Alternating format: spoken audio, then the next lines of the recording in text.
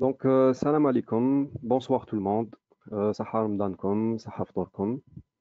Je me présente, je suis Titouche Wassim, ingénieur en génie civil et membre de l'équipe KRCP Consulting. Bienvenue à ce premier mini-webinaire ramadanesque consacré au prédimensionnement d'un hangar industriel, en utilisant la plateforme SIP et plus particulièrement le logiciel générateur de portique. Ces webinaires seront publiés sur notre chaîne YouTube, KRCP Consulting. N'hésitez pas à les consulter. Si vous avez des questions tout au long de ce webinaire, n'hésitez pas à me les poser. Je vais y répondre à la fin de ce webinaire. Alors, pour commencer, je vais vous parler rapidement sur l'interface de SIP. Cette plateforme est une suite de logiciels dédiés au domaine du génie civil, offrant des solutions pour la conception, l'analyse et la simulation des projets de construction. Elle est constituée de plusieurs gammes. On va prendre l'exemple de la gamme MEP. Cette partie intègre des logiciels pour la partie mécanique, fluide et électricité qui permettent de mener des bilans thermiques, des études acoustiques, calculs et dimensionnement des équipements HVAC. Pour la gamme gestion, cette gamme permet de gérer des projets de construction en intégrant des notions de contrôle budgétaire, planification, achat, et tout ça avec la possibilité de piocher dans une banque de données qui est le générateur de prix. La gamme qui nous intéresse dans cette soirée ramadanesque est la gamme structure. Cette gamme, comme toutes les autres gammes, se compose de plusieurs logiciels qui offrent des solutions pour la conception, le dimensionnement et les vérifications de vos structures, que ce soit en béton armé, en charpente métallique et aussi les structures mixtes, suivant les règlements nationaux tels que le RPA 99 et le RNV version 2013. Par exemple, vous avez le logiciel CIPECAD. Ce logiciel, il est dédié à la conception, le calcul et les dimensionnements des bâtiments. Vous avez les murs de soutènement, le logiciel des murs de soutènement, StrueBeam Cantilever Walls, et les écrans de soutènement, StrueBeam Deep Beams. En ce qui concerne la partie de charpente métallique, vous avez principalement ces trois logiciels. Vous avez SIP 3D, qui est le logiciel principal. Vous avez SIP Connect Classique, c'est un logiciel pour créer ou bien modifier les assemblages. Et le logiciel qui nous réunit dans cette soirée, c'est bien le logiciel générateur de portique. Ce logiciel, c'est une extension de SIP qui nous permet de faciliter les calculs par la suite. Et le truc bien dans ce logiciel, c'est qu'il est très bien et qu'il est très facile à manipuler. Comme on va voir tout de suite. Quand on ouvre le logiciel, en premier lieu, on va créer un nouveau projet. On clique sur Nouveau et on va le nommer, par exemple, Webinaire. On clique sur Accepter. Et là, le logiciel va commencer à nous poser des questions simples. Voulez-vous introduire un nouveau portique? On clique sur Oui. Et là, le logiciel, il va nous demander si notre portique contient un seul versant ou bien deux versants. Dans notre exemple de cette soirée, on va utiliser deux versants. Là, cette interface ou bien cette fenêtre s'ouvre. Cette fenêtre nous permet de modifier les hauteurs et les longueurs, les hauteurs des barres, les hauteurs totales. Et aussi, on peut modifier les types de couverture. Comme vous voyez, il y a plusieurs types de couverture. Par exemple, on a un portique rigide, on a un treillis américain, on a les polonceaux droits ou bien même des portiques en treillis. Pour chaque type de couverture, on peut le modifier. Par exemple, pour le portique en treillis, on peut modifier les épaisseurs gauche, la base, l'avant-toit, les toitures, etc. Dans notre exemple, on va rester sur un portique rigide avec une hauteur totale de 10 mètres. Quand on clique sur Accepter, notre portique s'affiche ici. Là, si on fait un clic gauche à l'intérieur de notre portique, un menu s'affiche. Le menu, il va nous proposer d'insérer un nouveau portique. Si on clique sur Nouveau portique, on va refaire les mêmes étapes. Par exemple, si on veut faire un portique à un seul versant, par exemple, on va mettre ici 8 mètres et là 5 mètres, il va s'afficher ici. Donc, on peut l'effacer ou bien l'éditer. Donc, on peut éditer ce portique. Donc, on va aboutir sur la même fenêtre. Donc, on va refaire les mêmes étapes. Ou bien, on va générer des portiques égaux. Donc, on peut générer plusieurs portiques. Donc, ça varie de 1 à 20. Donc, par exemple, si on veut générer un portique égal à ça, donc on clique sur accepter et là, on va voir que il y a deux portiques égaux. Donc, si on fait un clic gauche à l'extérieur de notre portique, donc le menu s'affiche. Donc ici, on peut ajouter un mur latéral. Donc ce mur, on peut modifier sa hauteur. Donc par exemple, on va mettre 5 mètres et on peut cocher ces deux phrases. Donc contrevente le poteau au flambant. Donc si vous posez votre curseur, vous aurez les définitions. Donc, par exemple, lorsque cette option est sélectionnée, donc le mur soutient le poteau. Ou bien si on veut que notre mur supporte lui-même la charge de vent, donc on clique sur, ou bien on coche sur auto équilibré. Donc là, notre mur, il va s'afficher ici. Et on peut faire la même chose sur le côté droit de notre portique. Donc, on va créer le même mur. Donc voilà.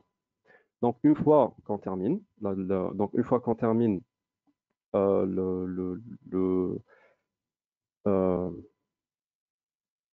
la conception de notre portique, on passe aux données générales. Donc cette fenêtre s'affiche. Donc là, on peut modifier le nombre de travées qu'on souhaite. Donc ça varie de 1 à 100. Et on peut modifier les séparations entre les portiques. Donc par exemple, dans notre exemple, on va choisir 6 mètres. Et là, si on coche avec clos et couvert en couverture, donc on va voir que le logiciel, il va nous proposer d'introduire des charges de vent et de neige. Et si on coche avec clos et couvert latéral, donc le logiciel va nous proposer d'introduire uniquement les charges de vent. Donc ce qui est logique parce que on ne peut pas introduire les charges de neige latéralement.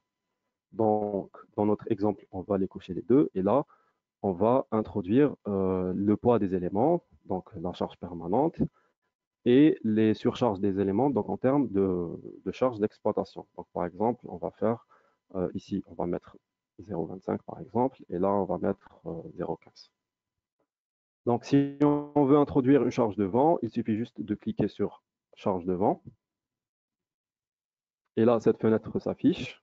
Et comme vous pouvez le voir, il y a plusieurs drapeaux de plusieurs pays. Donc, en réalité, c'est les règlements qui sont intégrés dans le logiciel générateur de portique. Donc, par exemple, pour la France, vous avez l'Eurocode 1 ou bien le NV65. Et en ce qui concerne l'Algérie, vous avez le RNV 99. Donc, vous pouvez modifier les données de l'emplacement. Donc, vous pouvez sélectionner la zone 1 ou bien la zone 2. Sinon, si vous cliquez sur cette petite flèche bleue, vous allez voir que vous pouvez choisir directement la wilaya. Donc, vous avez toutes les wilayas de l'Algérie. Donc, par exemple, on va rester sur Alger. Vous pouvez aussi modifier la catégorie du terrain. Donc, vous pouvez choisir la catégorie 2 ou bien 3. Et pour chaque catégorie, vous avez la définition. Donc, vous n'êtes pas obligé d'apprendre le RNV par cœur pour pouvoir travailler. Et en ce qui concerne l'orographie du terrain, donc vous pouvez choisir un terrain plane ou bien, ou bien montagneuse, ou bien vous pouvez sélectionner marqué. Donc, une fois que vous sélectionnez marqué, donc vous pouvez modifier votre terrain suivant les deux directions transversales X et Y. Donc, par exemple, sur X, si vous cochez colline, donc vous allez modifier les données de votre colline. Et vous pouvez faire la même chose suivant la direction Y. Donc, dans notre exemple, on va rester sur une orographie plane. Le logiciel générateur de portique vous permet aussi de créer des ouvertures. Donc, vous pouvez créer autant d'ouvertures que vous voulez en vous basant sur ce schéma-là. Donc, par exemple, vous avez des H, donc distance horizontale ou bien distance verticale. Donc, tout ce que vous avez à faire, c'est de cliquer ici sur Ajouter. Et là, vous allez mettre les données de l'emplacement de vos ouvertures. Donc, une fois que vous terminez la charge de vent, on peut passer, ou bien on peut introduire la charge de neige. Donc, en ce qui concerne la charge de neige, donc vous devez juste introduire d'une façon générique la valeur surfacique que vous avez calculée. Donc, vous sélectionnez neige générique et là, vous allez juste mettre votre valeur. Donc, par exemple, on va mettre 0,4 kN par mètre carré.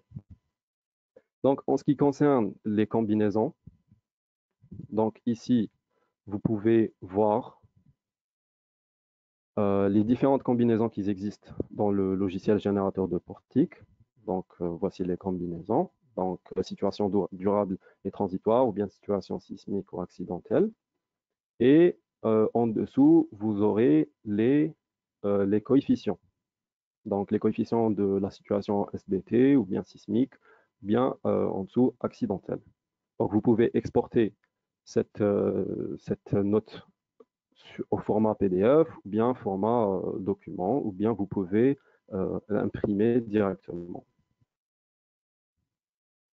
Et en ce qui concerne les catégories d'utilisation, donc pour la catégorie d'utilisation, on doit choisir une catégorie parce que ça aura une incidence par la suite sur le logiciel CP3D. Car si on a plusieurs types de charges d'exploitation, il faudra les différencier. Donc, on a plusieurs catégories d'utilisation, donc bureau, bien lieu de réunion, ou bien. Donc, c'est en fonction de votre projet. Donc, une fois qu'on termine la partie données générales, on passe à la partie essentielle du logiciel, qui est le dimensionnement des pannes et des lisses. Donc, si on veut dimensionner les pannes, vous aurez plusieurs options. Donc, par exemple, pour les données de calcul, vous avez les limites de flèches. Donc, vous avez plusieurs limites de flèches. Donc, ça varie de L sur 150 jusqu'à L sur 500. Donc, par exemple, nous, on va rester sur L250.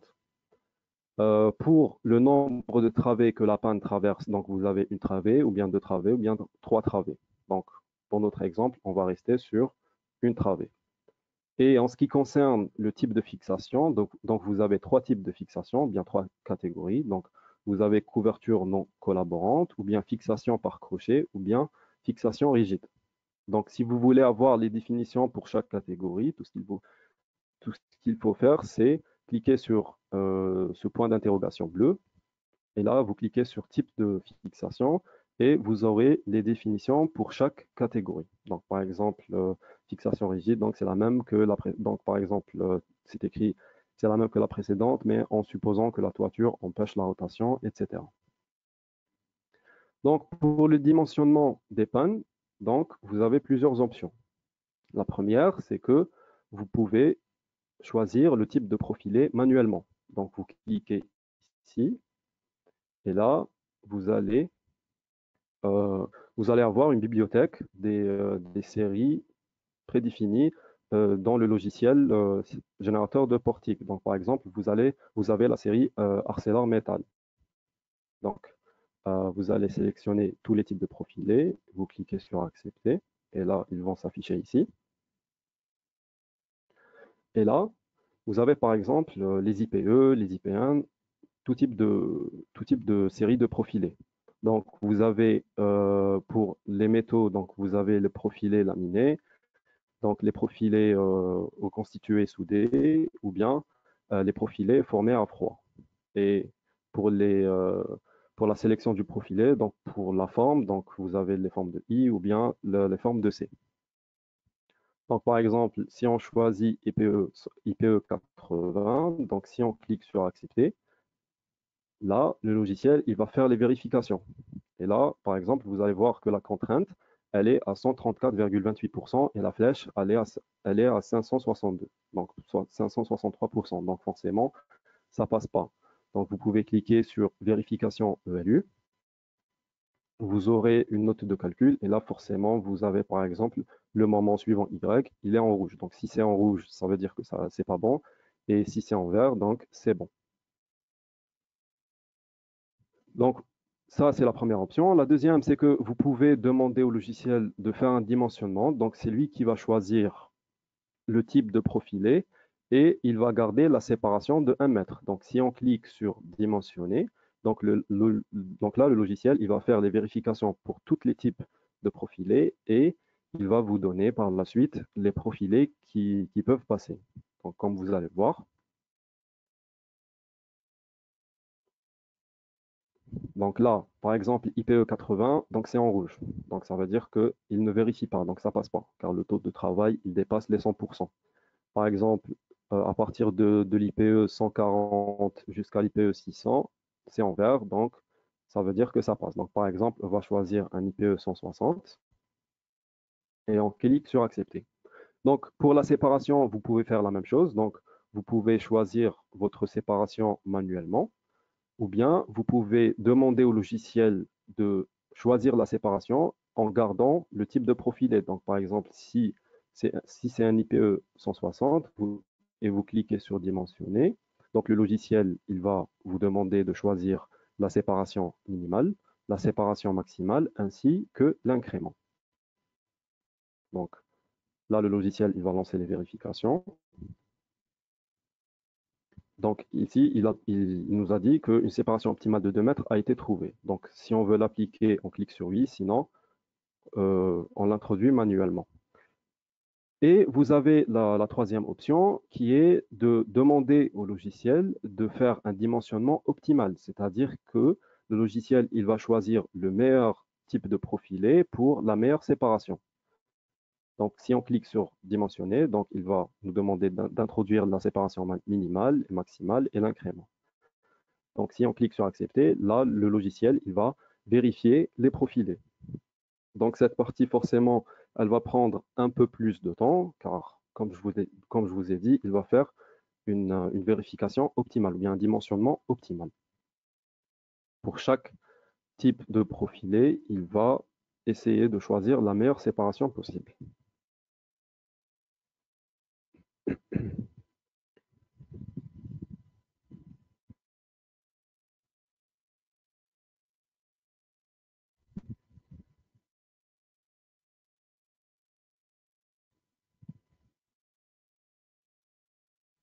Donc, comme je vous ai dit, le logiciel, il va prendre un peu plus de temps par rapport aux autres dimensionnements, car il va essayer de choisir le meilleur dimensionnement. Donc, ça va être un dimensionnement optimal.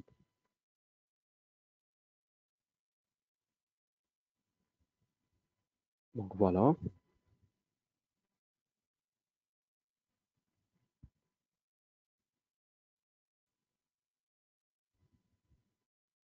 Donc, voilà. Donc, pour les IPE, pour l'IPE 80 et l'IPE 100, donc c'est en rouge, donc ça passe pas.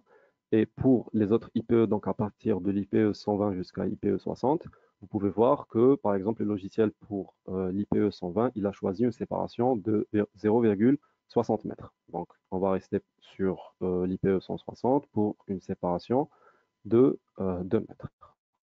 Donc, on clique sur accepter. Et là, le logiciel, il va donner la contrainte, donc elle est à 50% et la flèche, elle est presque à 100%. Donc, si on lance la note de calcul, donc le logiciel, il va nous donner une note de calcul détaillée, donc qui comprend toutes les vérifications selon le règlement qu'on a choisi. Donc, par exemple, si on voit la résistance à la flexion suivant Y, donc le logiciel, il a choisi le règlement, bien on a choisi l'Eurocode 3 et il nous a donné la formule sur la gauche et l'application numérique sur la droite. Donc, il nous donne les résultats. Donc, il nous donne par exemple la résistance à la flexion, la résistance au cisaillement, etc. Donc, cette note de calcul, elle peut être exportée au format PDF ou bien au format Word. Sinon, vous pouvez l'imprimer comme on a vu tout à l'heure. Donc, voilà les pannes. Donc, les pannes sont affichées ici. Donc, en ce qui concerne le dimensionnement des lisses, donc ça va se faire exactement de la même manière. Donc, on va cliquer directement sur dimensionner. Donc, on va faire un choix. On va demander au logiciel de nous donner le dimensionnement optimal. Donc, par exemple, on va choisir un IPE 120 tous les 3 mètres. Et on clique sur accepter. Donc là, par exemple, une erreur s'est affichée. Donc, euh, il faut,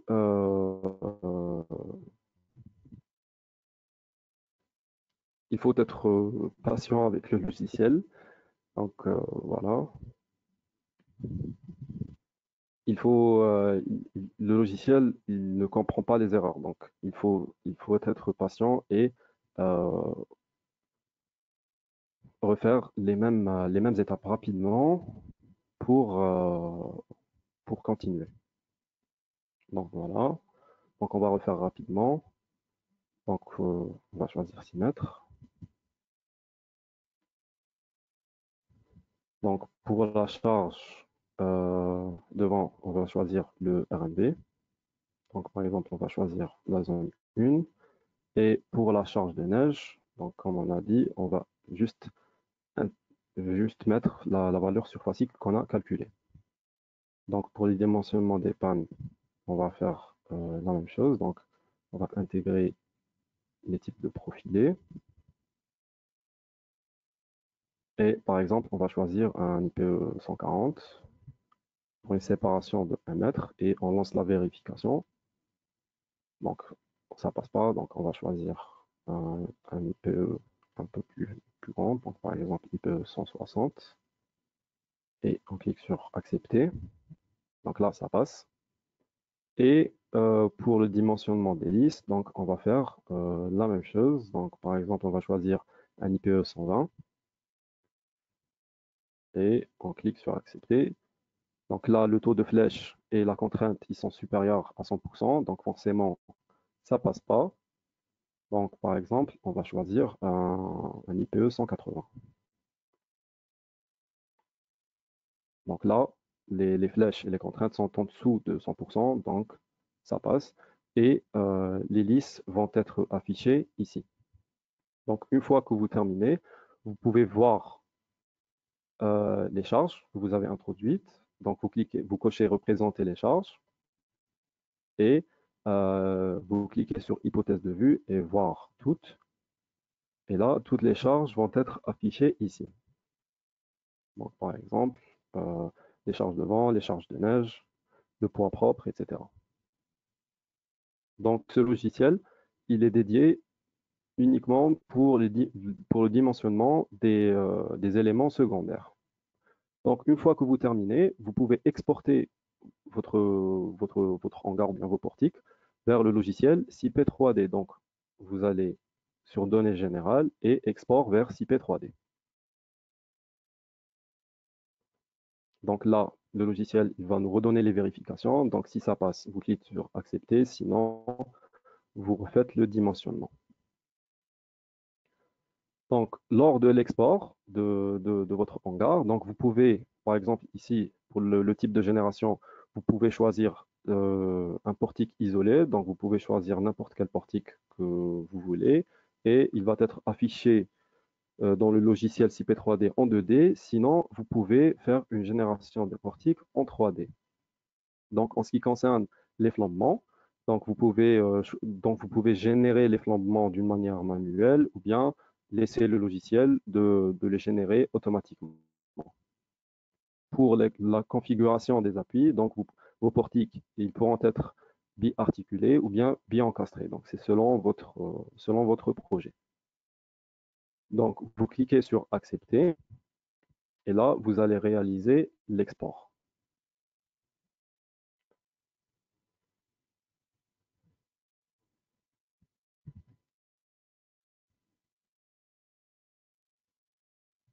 Donc, le logiciel CP3D s'ouvre.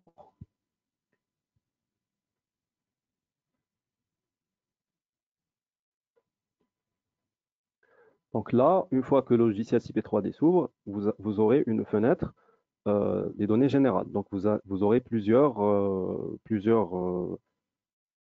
fonctionnalités qu'on va voir dans les prochains webinaires, Inch'Allah. Mais par exemple, si vous voulez introduire l'action sismique, donc vous cochez sur action sismique et vous aurez une interface, comme on a vu sur le logiciel générateur de portique. Donc vous aurez plusieurs règlements de plusieurs pays. Donc, par exemple, pour l'Algérie, vous avez le RPA 99 version 2003 avec ces options.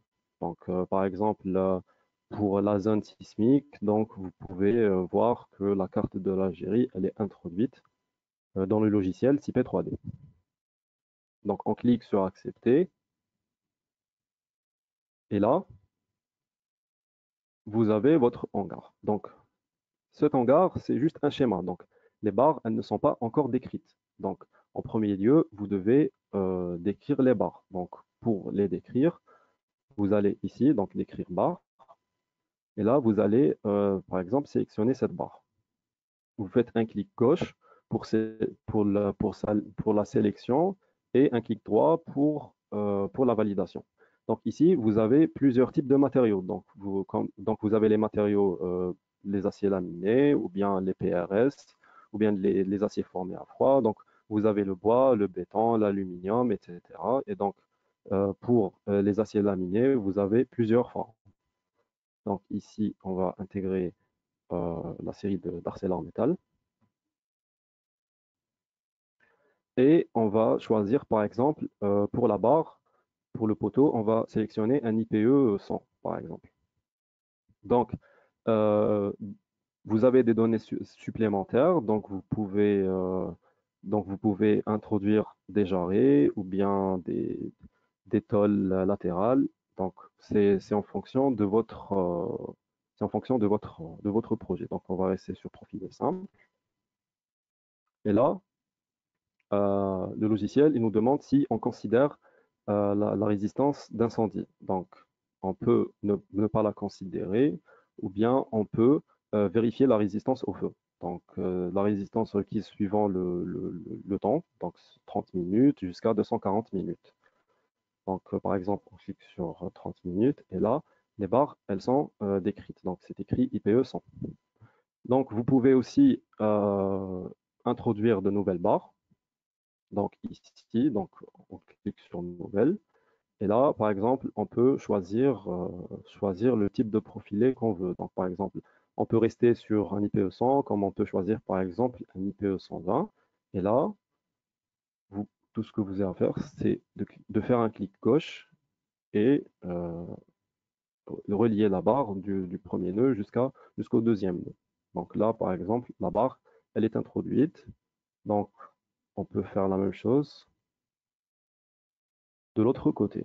Donc, vous aurez plusieurs fonctionnalités sur CP3D qu'on va voir les fonctionnalités Hadouma dans les prochains webinaires. Donc, ce webinaire, il a été consacré uniquement pour le logiciel générateur de portique. Donc, je vois qu'il nous reste peu de temps. Donc, je pense qu'on va consacrer le temps qu'il nous reste aux questions. Donc, j'espère que cette présentation, elle était utile pour vous. Donc, je vois qu'il y a 4 ou bien 5 questions. Donc, la première question, c'est dans une structure métallique, euh, quelles sont les barres qu'on doit forcément articuler pour pour le logiciel calcul l'assemblage? Donc, est-ce qu'il s'agit d'une question spécifique au logiciel ou non? Donc, dans tous les cas, pour répondre, que ce soit sur logiciel ou dans une autre conception de manière générale, il s'agit des choix propres à l'ingénieur d'études. Donc, du moment qu'on ne forme pas un mécanisme hypostatique et que la structure tient bon, les articulations peuvent être introduites en pied de poteau pour réduire les moments. Donc, au niveau des fondations, au niveau des butants, pour réduire les moments dans les poteaux. Donc, voilà. Je pense qu'il n'y a pas de règles spécifiques pour ça. Donc, est-ce qu'il y a une deuxième question? Donc, la question, c'est est-ce que le RPA est disponible dans le logiciel? Donc, oui, les logiciels typés intègrent la réglementation parasismique algérienne dans sa version la plus récente. Donc, comme on peut voir ici, donc, données générales. Et là, vous avez le RPA 99 version 2003. Donc, voilà. Donc, vous avez l'importance de l'ouvrage, la sismicité, le type de sol, etc. Donc, vous avez tout l'RPA qui est intégré dans le logiciel SIP 3D.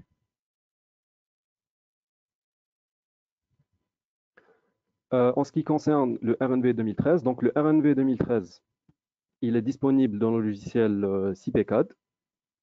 Et pour le logiciel générateur de portique, il va être disponible, Inch'Allah, dans les prochaines mises à jour.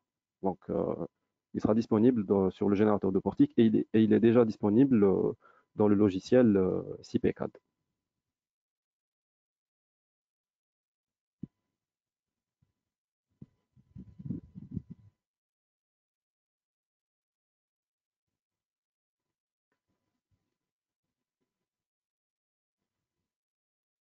Donc, est-ce qu'il y a une autre question?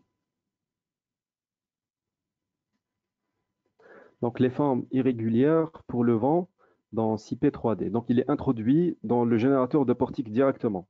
Donc, comme je vous ai dit, le logiciel générateur de portique, c'est une extension du logiciel CP 3D. Donc, il est dédié uniquement pour faciliter les calculs des charges de vent et de neige, pour le dimensionnement des éléments secondaires.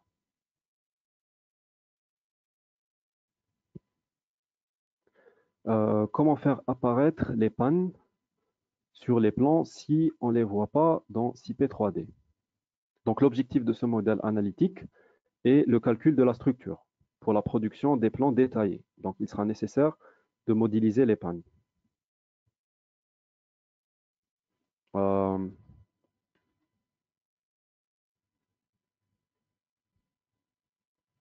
donc, c'est quoi l'utilité de passer par le générateur de portique? Donc, il s'agit d'alléger le modèle analytique. Donc, sinon, on va se retrouver avec trop de barres. Donc, voilà.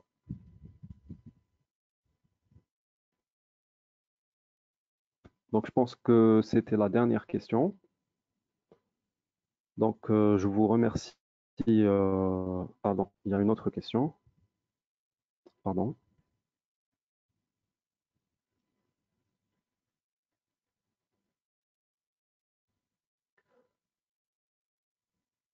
Donc, lorsque le hangar est en forme de L, comment générer le vent?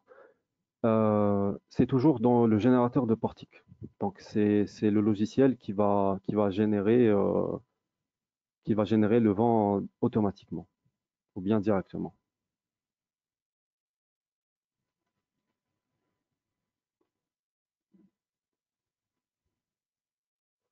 Euh,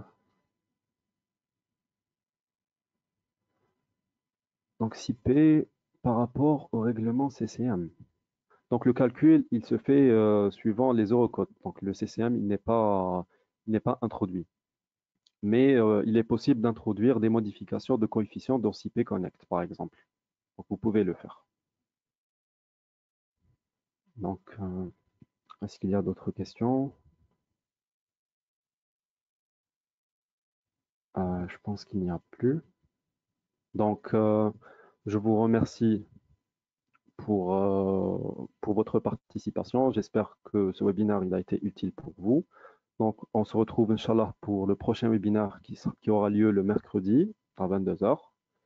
Donc, je vous souhaite une excellente soirée et ça comme. Merci.